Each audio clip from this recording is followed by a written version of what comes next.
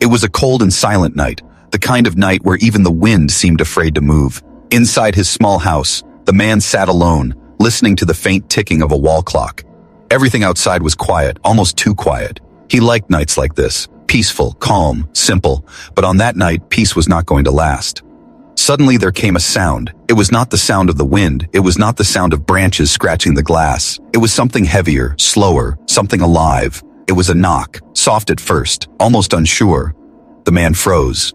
His house stood far from the town. Nobody came to visit him at this hour. Who could be knocking at his door so late? The knock came again, louder this time. The man's heart beat faster. He rose slowly from his chair, each step toward the door feeling heavier than the last. His mind raced. What if it was trouble?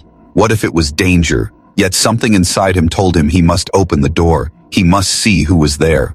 When he pulled the door open, the cold air rushed inside, and there, lying at his doorstep, was not what he ever expected to see. A young woman, her skin faintly glowing, her clothes torn and dirty. She looked fragile, weak, like she had walked through storms of fire and shadow. Her body trembled, her eyes half closed. Then she collapsed, right there at his feet. For a long second, the man could not move. He simply stared at her. His mind could not believe what his eyes were showing him. Her skin shimmered faintly like moonlight on water. Her eyes, before they closed, had glowed with a strange and soft light. She was not human, he knew it at once. And yet she looked more lost than dangerous, more broken than threatening. His hands shook as he bent down. He could hear her breathing, shallow and desperate. He could see her lips dry, cracked, as if she had not eaten or drunk for days. The man's heart softened. Fear gave way to something else, something warmer. She was not a monster. She was just hungry, tired, and alone. He lifted her carefully into his arms. She was light, far lighter than she looked, like carrying a fragile bird. Her head rested against his shoulder as he carried her inside. The warmth of the room touched her skin, and for a moment, she stirred, whispering a sound he did not understand. He laid her on the old couch, covering her with a blanket. He hurried to the kitchen, filling a cup with water.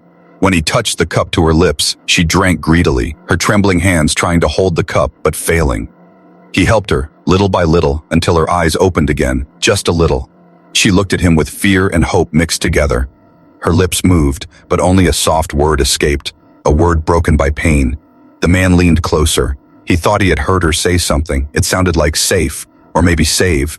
He could not be sure, but before he could ask, her eyes closed again, sleep pulling her into silence. He sat back staring at her, his thoughts tangled. Where had she come from? Why had she collapsed at his door? Why him?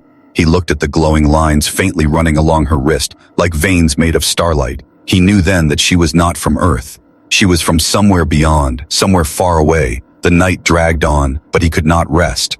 He sat by the couch, watching her breathe, sometimes shallow, sometimes strong. Outside, the world seemed darker than usual, as if hiding secrets, as if holding its breath. He wondered if something had followed her here. He wondered if opening the door had opened something far greater than he understood. Hours passed, but his eyes never left her. She was strange, but she was also fragile. And in that moment, he felt something he had not felt in years, responsibility. He had found someone who needed him, someone who had fallen at his door like a lost child, and he could not turn away. The clock ticked. The wind howled once, then fell silent again. In that silence, he heard his own heart beating, louder, faster, filled with questions. He looked at the young alien woman resting under his roof, and he whispered softly, though she could not hear, "Who are you, and why are you here?" But no answer came, only the sound of her breathing, steady and slow. For now, she was safe. For now, the danger was only in his mind. Yet deep inside, he knew this was just the beginning. Something had changed tonight. Something had stepped into his quiet life, and it would never be the same again.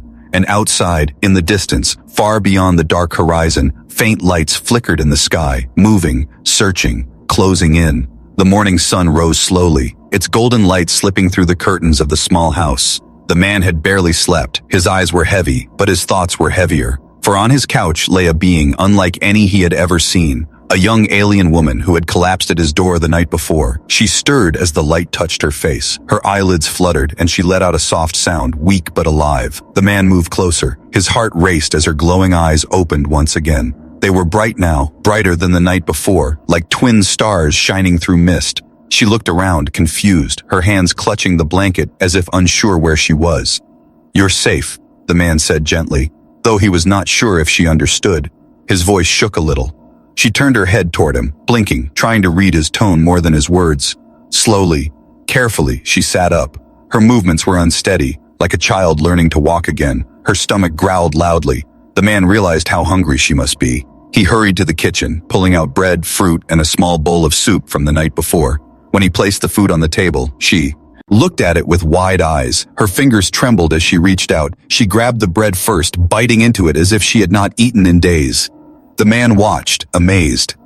She ate quickly, but not like an animal. There was something almost innocent about her hunger, as if every bite was both relief and wonder. When she sipped the soup, she closed her eyes and sighed softly. A small smile touched her lips. For a moment, she seemed less like a stranger and more like a lost traveler finally finding shelter. Still, she was not human. He could not forget that. The faint glow of her skin, the strange shimmering mark on her wrist, the way her eyes seemed to hold entire galaxies. All of it told him she came from somewhere far beyond Earth. And yet, there was nothing cruel in her. She was fragile, scared, and alone. When she finished eating, she looked at him. Her lips moved and she spoke a word, broken but clear. Family. The man froze. The word was simple, but it hit him like thunder. Did she know what it meant? Did she call him that, or was she only repeating something she had learned long ago? He pointed at himself, confused. Me? He asked. She nodded, her eyes soft, her voice whispering again. Family. He felt a strange warmth inside his chest. He did not know why, but he could not deny it. She was calling him something more than just a stranger, and though he had never asked for this, something inside him wanted to protect her, wanted to be what she thought he was. The day passed slowly. He tried teaching her small words, pointing at things in the room. Chair, table, water. She repeated after him, her accent strange but sweet. Sometimes she laughed when she said the words wrong, and the sound of her laughter filled the small house like music. It had been years since he had heard laughter inside these walls, and it stirred something long buried in him. But not everything was peaceful. Sometimes when she looked out the window, her eyes grew distant, sad, afraid, as if she was remembering something terrible. The man noticed the scars on her arms, faint but real, and he wondered what she had gone through, what had chased her across the stars until she fell at his door. That night, after giving her another meal, he sat quietly across from her. The silence was heavy. She broke it with a drawing. Using a piece of charcoal and paper, she sketched quickly. Her hands moved with urgency. She drew a circle with lines stretching out, a planet, perhaps her home. Then she drew fire, darkness, and strange shapes falling upon it. Her eyes grew wet as she pointed at the broken circle, shaking her head. The man understood enough. Her world was gone, destroyed. She had nowhere else to go. That was why she had come here. That was why she called him family. As the firelight flickered across the room, he looked at her and wondered what kind of danger followed her. If her world had been destroyed, who or what had done it? And would they come here searching for her? The woman seemed to sense his worry. She touched his arm gently. Her skin was warm, glowing faintly in the dim light. Safe, she whispered again, as if promising him, or maybe begging him to promise her. But outside, the night was no longer silent.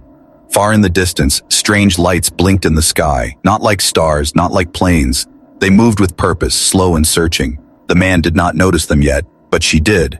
Her eyes widened, her hand clutching the blanket tightly. The man saw her fear and frowned. "What is it?" he asked.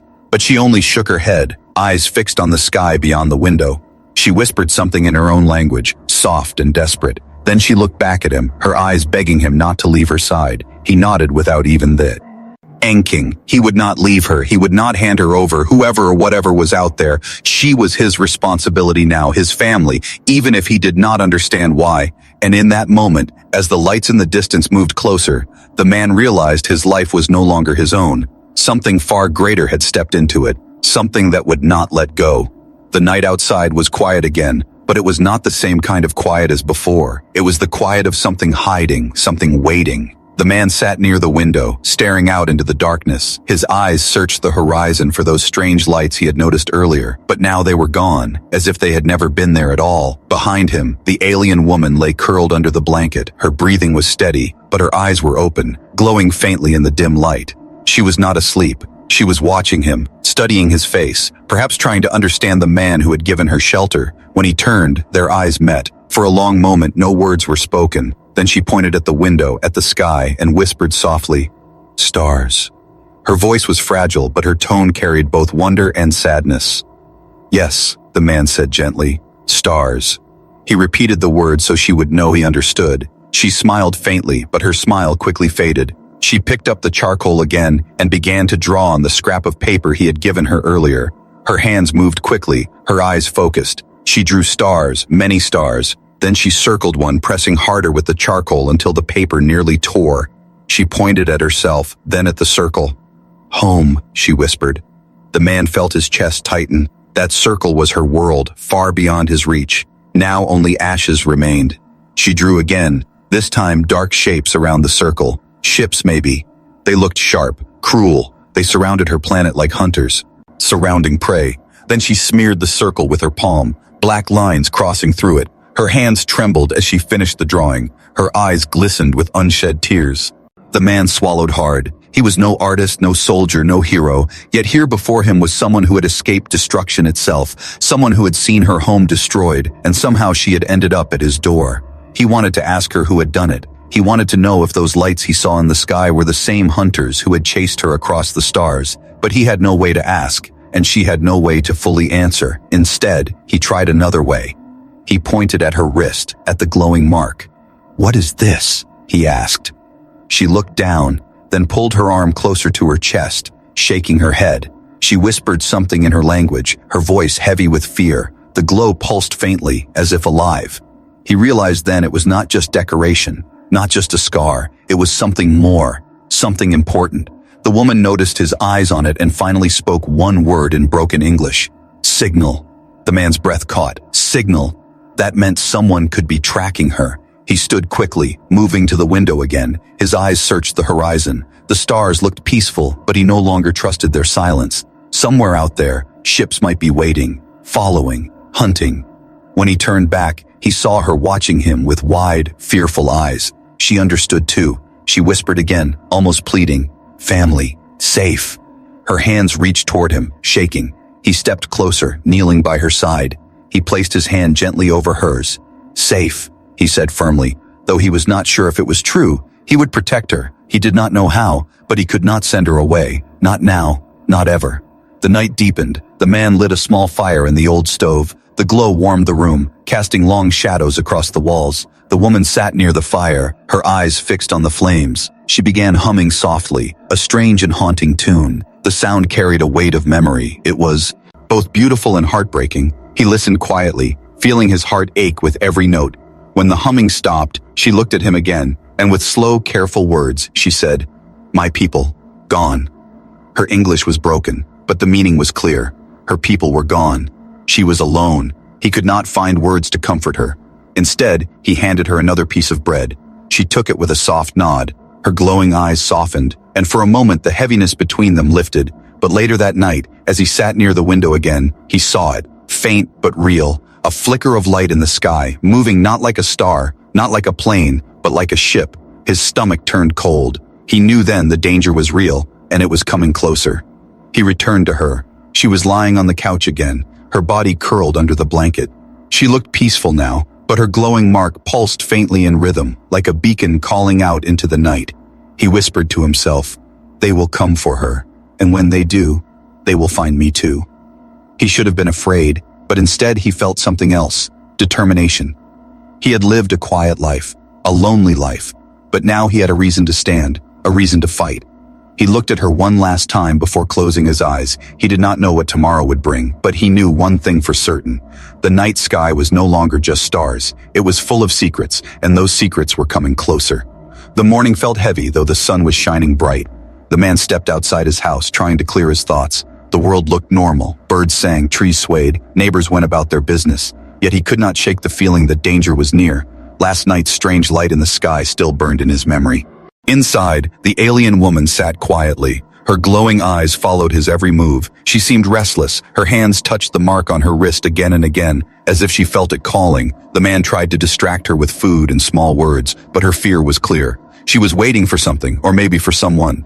By afternoon, the quiet of the small town broke. A black car rolled slowly down the dirt road, the kind of car no one in that place ever drove. The windows were dark, the engine low and smooth. It stopped near the man's gate. Two figures stepped out, dressed in dark suits. Their faces were hidden behind dark glasses. They looked too clean, too sharp, too out of place. The man froze at the sight. His instincts screamed at him. He had seen men like this only in movies, but here they were, real and standing in front of his home. One of them walked forward with a strange calm. His voice was polite but cold. "Good afternoon, sir. We are investigating unusual activity in this area. Have you seen anything strange recently?" The man forced himself to stay calm. "No," he said simply. "Nothing strange here." His voice cracked slightly, but he held his ground. The man in the suit tilted his head, as if studying him. His partner walked slowly around, eyes scanning every detail, every corner, even the roof of the house. Inside, the alien woman crouched behind the curtain, her glowing eyes wide with fear. She understood. She whispered softly to herself, words in her own language, her hands pressed against the mark on her wrist. The glow pulsed stronger. The man noticed it through the window, panic tightening his chest. The men in suits lingered longer than they should. They asked more questions, simple ones, but the way they asked made his skin crawl. "Do you live here alone? Do you often get visitors? Did you notice unusual lights in the sky last night?" Each question felt sharper, closer to the truth. Finally, after what felt like hours, they returned to their car. "If you notice anything, sir, call us," one of them said, handing him a black card with no number, only a symbol he did not recognize. Then they drove away, dust rising behind their tires. The man exhaled slowly. His hands shook. He turned back inside. The alien woman was trembling. Her eyes filled with tears. She whispered a single word, "Hunters." He knelt beside her. "They are looking for you," he said softly. She nodded. "Signal," she replied, touching her wrist again. The man realized the truth. That glowing mark was a tracker, and the hunters had followed it across the stars right to his door. That night, he could not rest. He paced the floor, checking the windows again and again. Outside, shadows moved in the trees. At first, he thought it was his imagination, but then he saw them clearly, figures tall and silent slipping through the darkness. They were not neighbors, they were not human. Their shapes bent the light around them, their eyes glowing faintly like burning coals. The alien woman clutched his arm. Her whole body shook. She whispered rapidly in her own tongue, then managed one word in English, "Run." But where could they run? His house was surrounded. The shadows grew closer. He heard the soft hum of strange machines, not cars, not planes, something else. His heart pounded. He grabbed her hand, pulling her toward the back door. As they slipped outside, the air felt colder, thicker. The trees around his home seemed to bend inward. Lights flickered between the branches, not flashlights, not lanterns, but strange blue lights that moved smoothly, scanning the ground, searching. They ran into the woods, his breath heavy, her steps light but fast. She moved with surprising speed, guiding him even as she trembled. Behind them, the hunter's foe. Loud, silent but certain. Their presence pressed against his back like a weight. For hours, or maybe minutes they ran. The man lost all sense of time. Finally, they collapsed near an old barn at the edge of the forest. He pulled the door open, dust flying into the air. They slipped inside, hiding among broken tools and hay. His chest heaved with exhaustion, but the woman was silent, listening, always listening. Outside, the blue lights passed slowly, crawling over the walls of the barn. He held his breath. His heart beat so loud he was sure it would give them away. The alien woman pressed a finger to her lips, urging silence. Then she whispered into his ear, "They will not stop. Never." He wanted to ask why. He wanted to ask what they wanted, but the terror in her eyes was enough. He understood. She carried something the hunters would kill to find, something far greater than he could yet imagine. The lights moved away, fading into the distance. For now, they were safe, but the man knew the truth. This was only the beginning. His quiet life was gone, and in its place stood a battle he had never chosen, a battle that had already found him. He looked at her, trembling, fragile, yet still alive. She looked back at him, whispering the same word as always, family. And in that dark barn, with hunters roaming outside, he realized what he had already become. Not just her protector, but her only hope. The barn was cold and damp. Dust floated in the air, the smell of old hay thick around them. The man leaned against a wooden beam, his chest rising and falling. His breath was heavy, but his ears strained to catch every sound outside. The alien woman sat near him, knees pulled to her chest, her glowing eyes wide and restless. For a long moment, neither of them spoke. The silence was heavy, only broken by the faint hum of machines passing in the distance. Finally, the woman whispered, her voice trembling, "Hunters, close." She pressed her glowing wrist.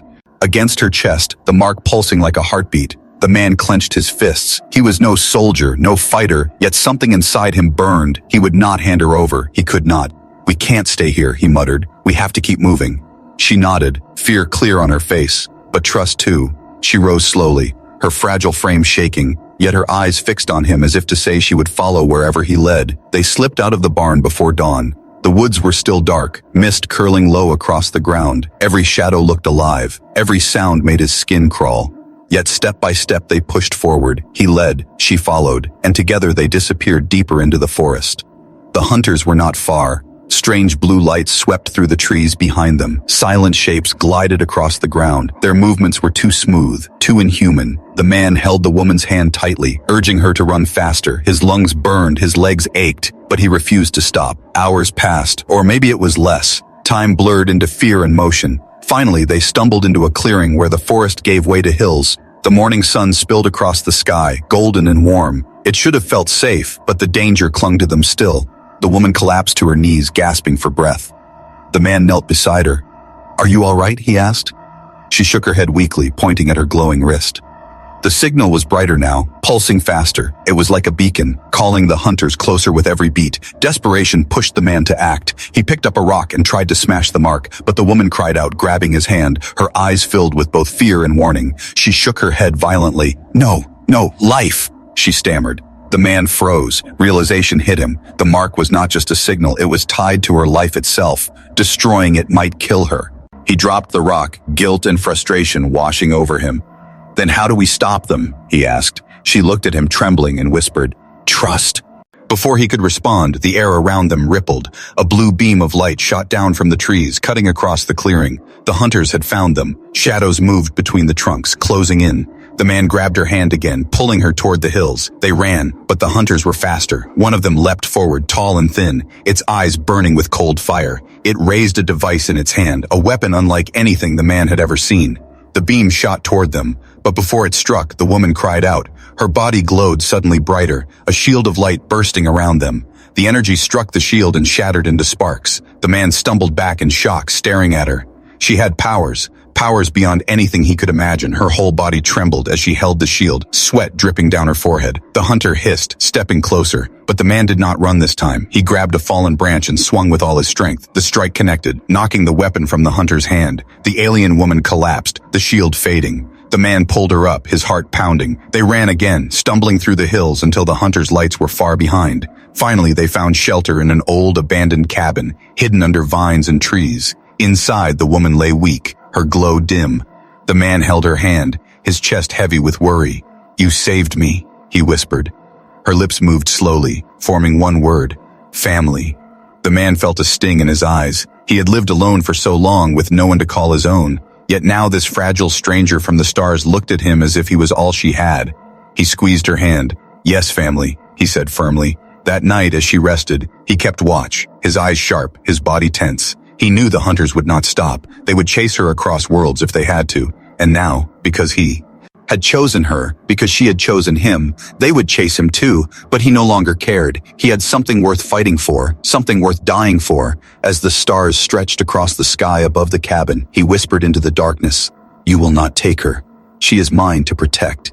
And somewhere deep in the forest, blue lights flickered once more. The hunters were regrouping, preparing. The chase was not over. It had only just begun. The cabin was quiet, but the man did not rest. He sat near the broken window, watching the forest outside. His hands gripped a rusted axe he had found inside. The night stretched on endlessly, every rustle of leaves sounding like footsteps, every gust of wind like whispers of hunters drawing closer. Behind him, the alien woman slept restlessly. Her glow had grown weaker since she used her shield. Her breathing was shallow. Her small frame shook as if she carried the weight of a whole world. The man wanted to help her, but he did not know how. He could only watch and wait. When dawn came, she stirred. Her eyes opened, dim but steady. She sat up slowly. Her hand went to her glowing wrist again. The mark pulsed faintly, almost in pain. She looked at him with a heavy expression, as if she carried a secret too big to keep. "You must know," she whispered. Her voice was weak but clear. The man leaned closer. She struggled to find the words, then tapped her chest. "Inside. Life. Power." She paused, pointing at her glowing wrist. "Hunters want this." The man frowned. "What is it?" he asked softly. She closed her eyes, and when she spoke again, her voice broke. "Heart of my people." He froze. Her words sank deep. Heart of her people. It was not just a signal, not just a mark. She carried something far greater, the last piece of her kind, their final hope. That was why the hunters chased her. That was why she could not cut it away. It was her life and her people's life all at once. Her hands shook as she explained more, broken English mixed with gestures. She was the last vessel, chosen before her world was destroyed. The glowing core inside her body was both a burden and a gift. If it was taken by the hunters, her people's essence would be lost forever. If it was destroyed, she would die too.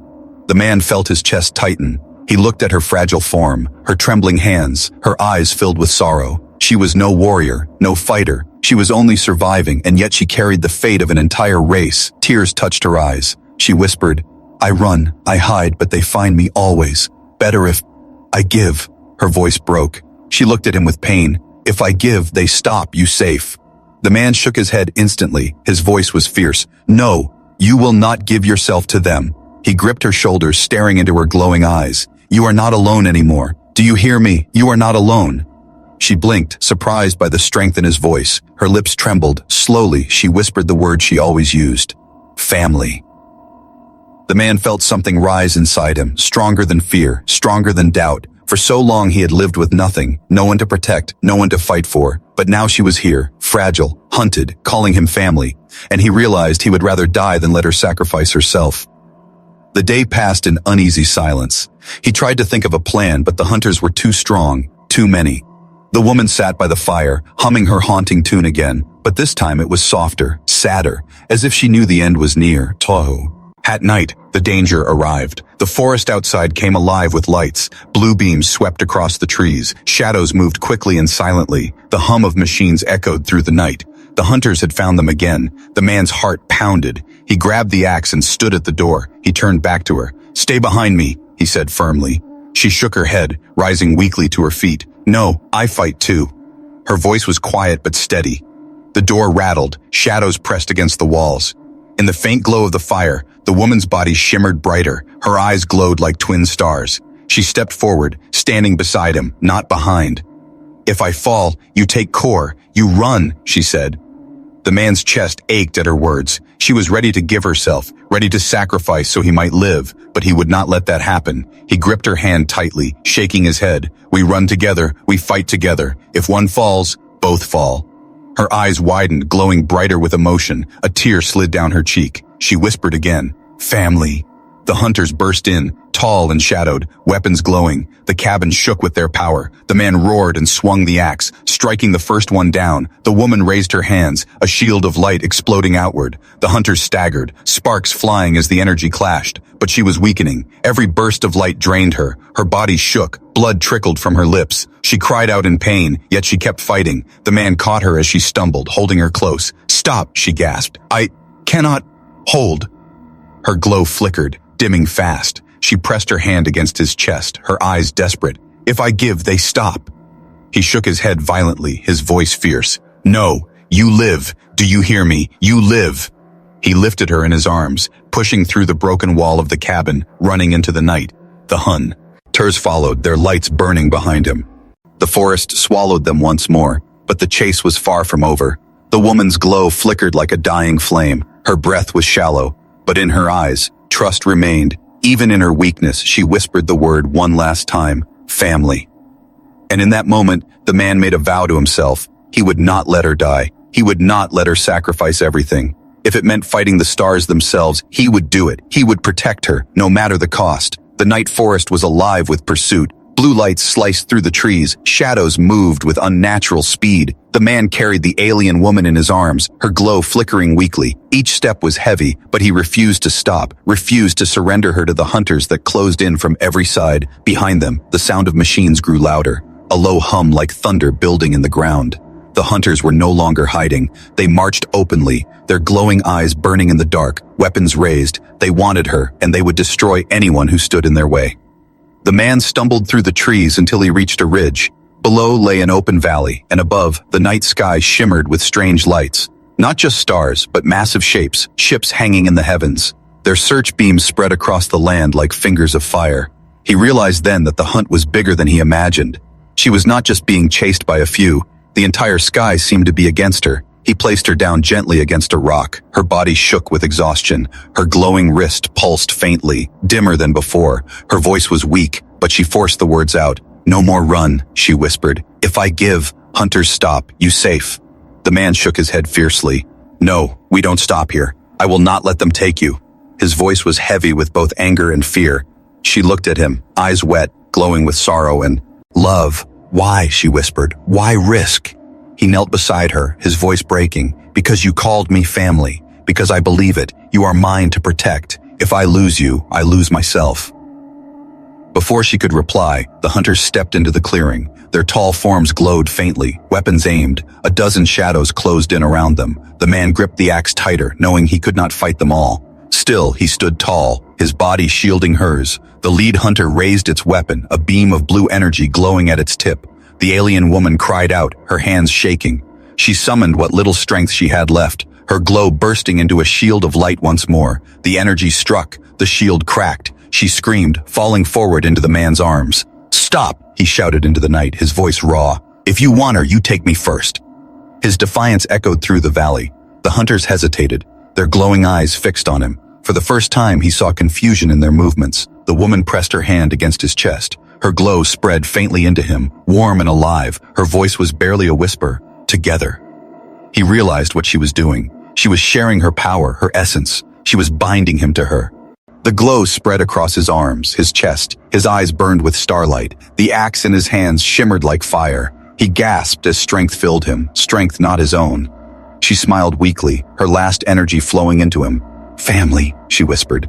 The hunters moved again, but this time the man roared and charged. His strikes burned with alien light. His body moved faster, stronger. The hunters fell back as his axe cut through their weapons. Sparks flew, shadows scattered. For the first time, the hunters looked unsure, but they were many. They surrounded him, beams of energy striking from every side. He fought like a storm, but the shield of her power flickered. She was weakening. Her glow dimmed with each second. He could feel her slipping away. "No," he cried. "Stay with me." He fought harder, pushing them back, but the sky above opened. A massive ship descended, its beam of light swallowing the valley. The ground shook, trees bent under the force. This was the end. The woman lifted her trembling hand. Her eyes glowed one last time. "I give to you," she whispered. Her body flared with light, blinding and pure. The hunters staggered, covering their eyes. The ship above cracked with sparks. The valley shone like a second sun. When the light faded, silence followed. The hunters were gone. Their shadows burned away. The great ship in the sky shuddered and fled into the darkness. Only the man remained, kneeling in the valley, holding her faint body in his arms. Her glow was almost gone. Her voice was soft. "Now, you carry heart." She touched his chest, where her light still burned faintly. "My people live in you."